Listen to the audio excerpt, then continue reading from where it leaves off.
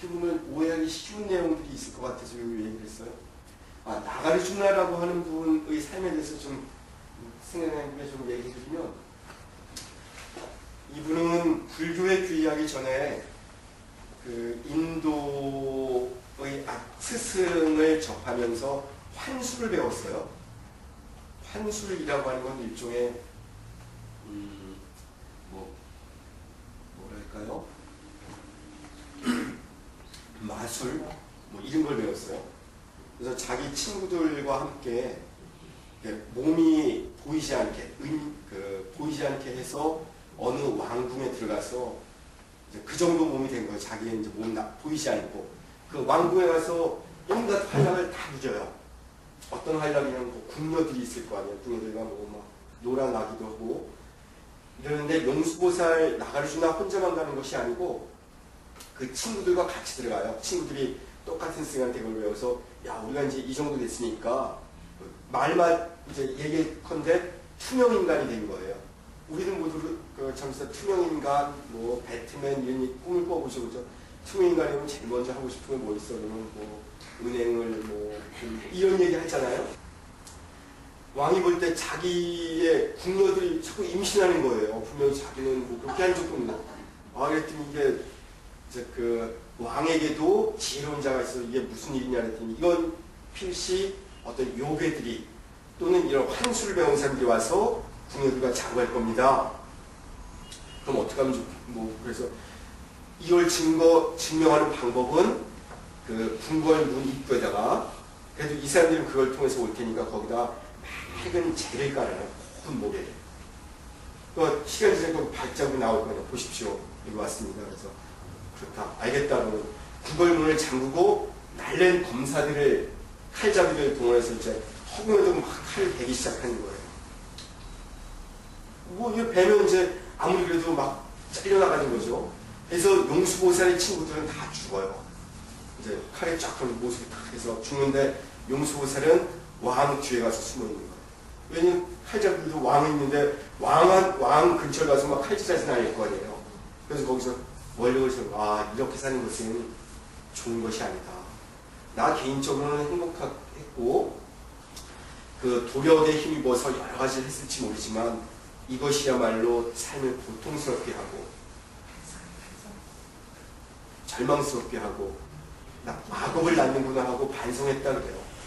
나중에 여러분이 용수보살에 대한 책, 중론에도 이렇게 어떤 책에 서문에 보면 그런 내용이 좀 나와요.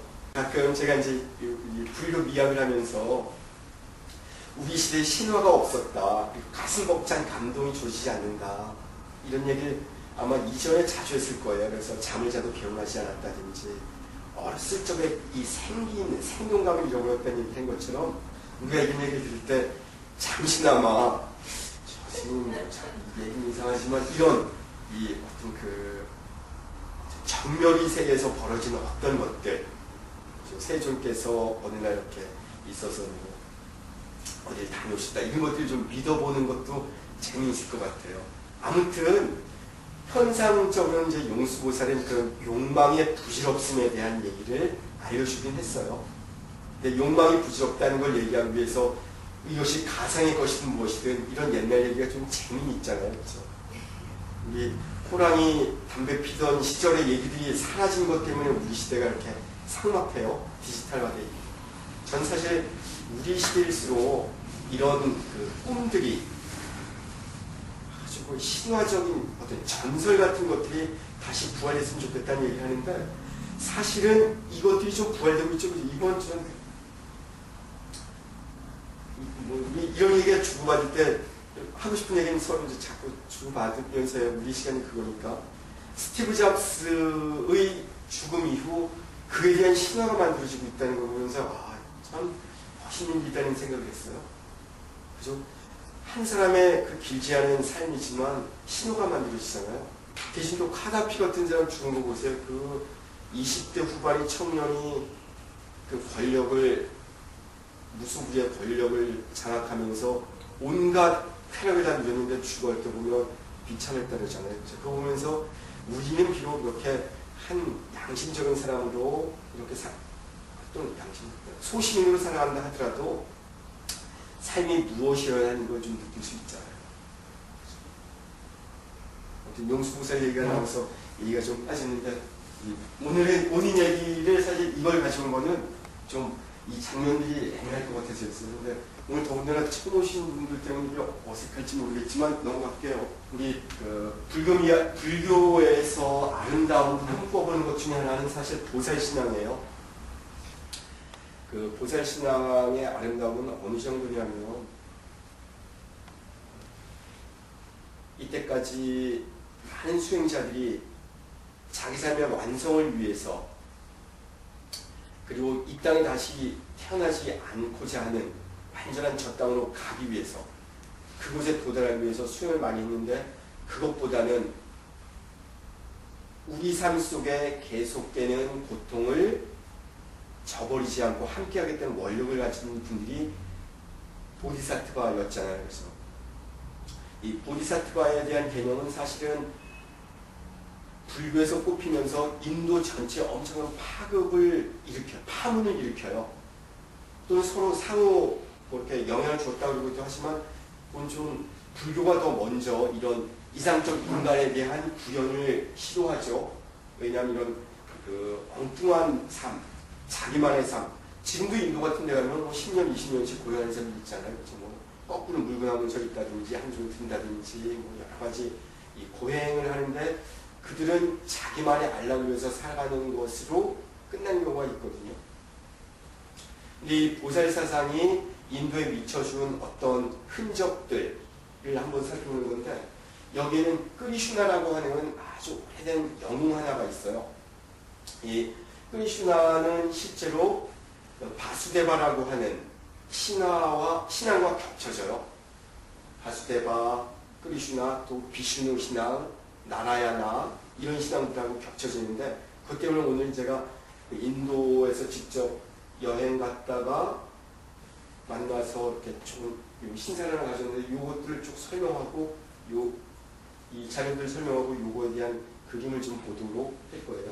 자, 여기 보면 우리도 그 가장 아름다운 동물 불교에서 얘기할 때 코끼리 많이 얘기하죠. 그죠? 식물로는 연꽃을 얘기하고 근데 보세요. 여기 크리슈나가 코끼리를 타고 가고 있는데 여기 한번 가만히 잘 보세요. 뭐가 사람들이 코끼리를 만든 거예요. 그죠?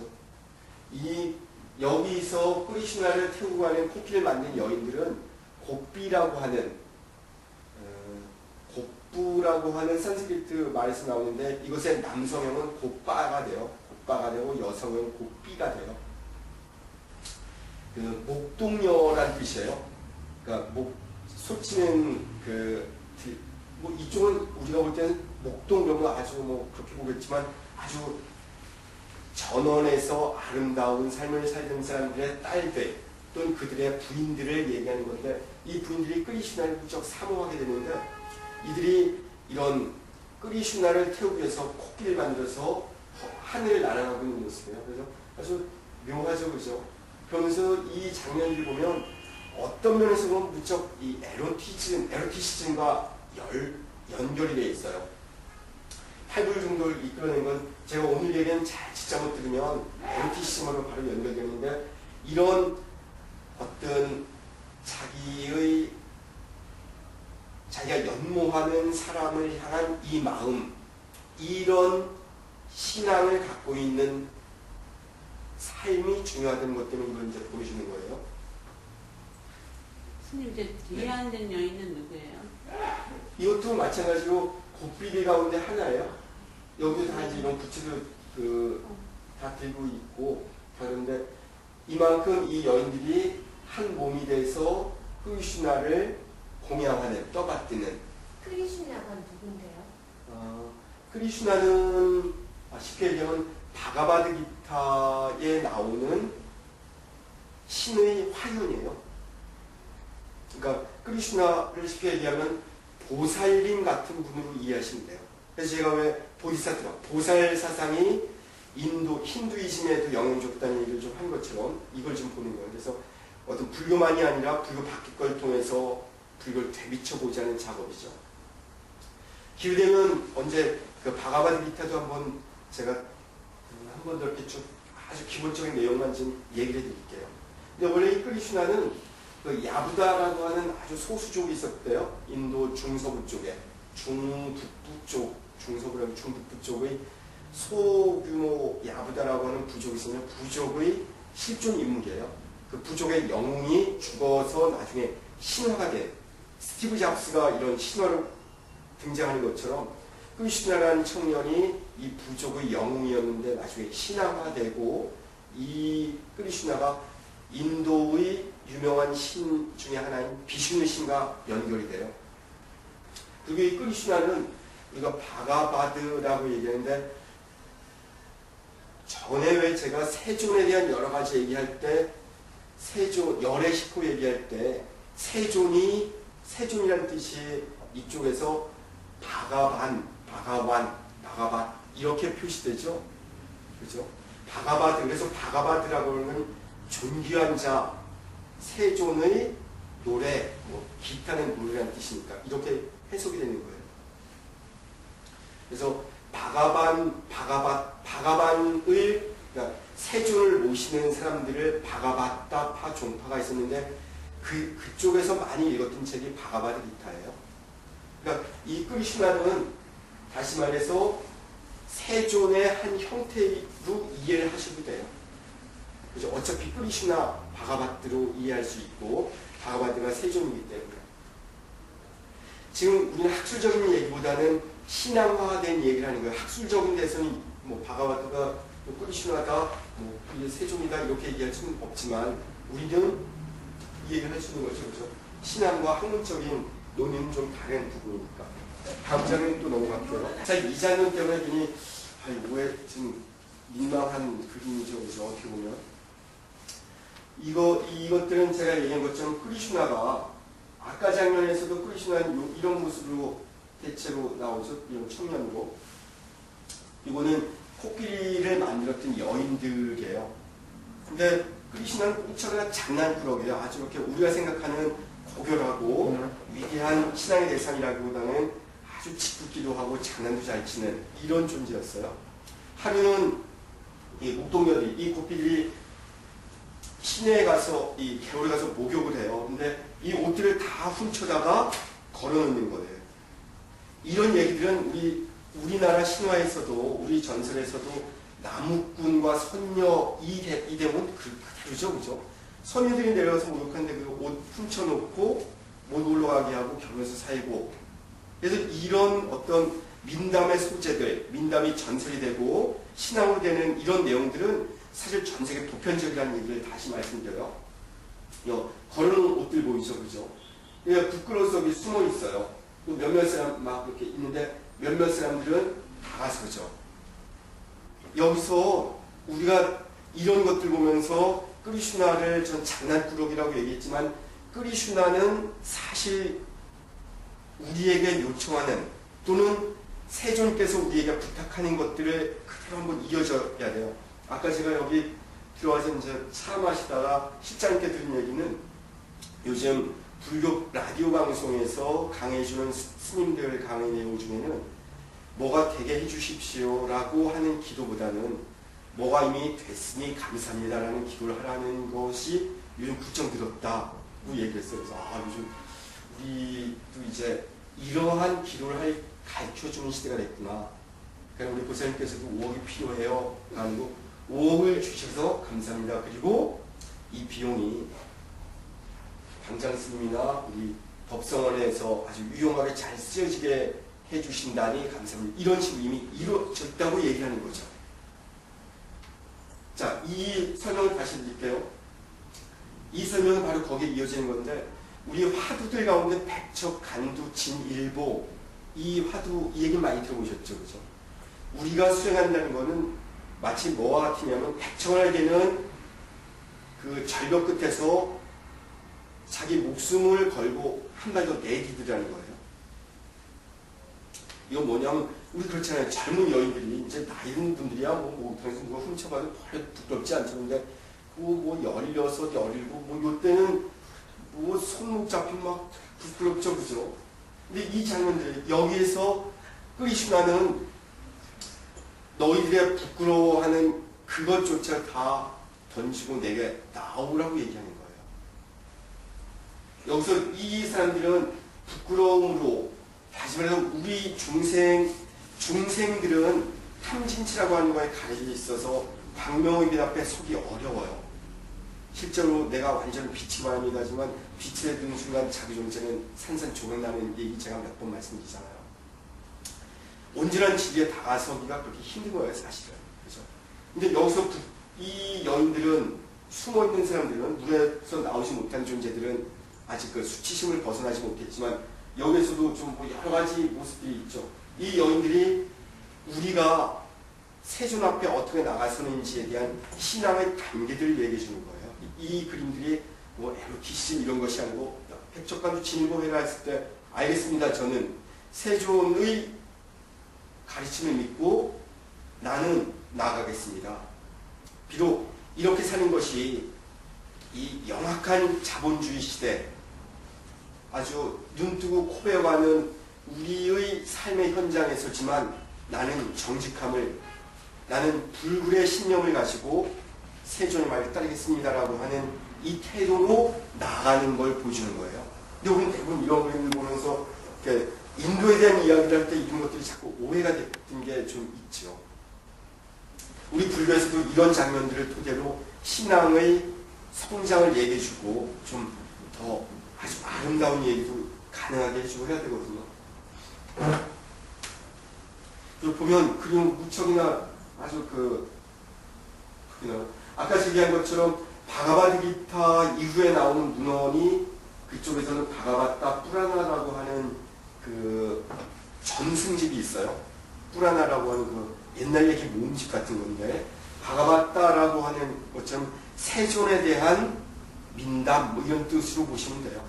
고유명사니까 바가바타 뿌라나라고 해야 되겠죠. 여기서 이제 크리슈나에 대한 이야기들인데, 저는 이런 장면들을 백척간두 진일보의 개념으로 우리는 해석해야 된다는 얘기를 하는 거예요.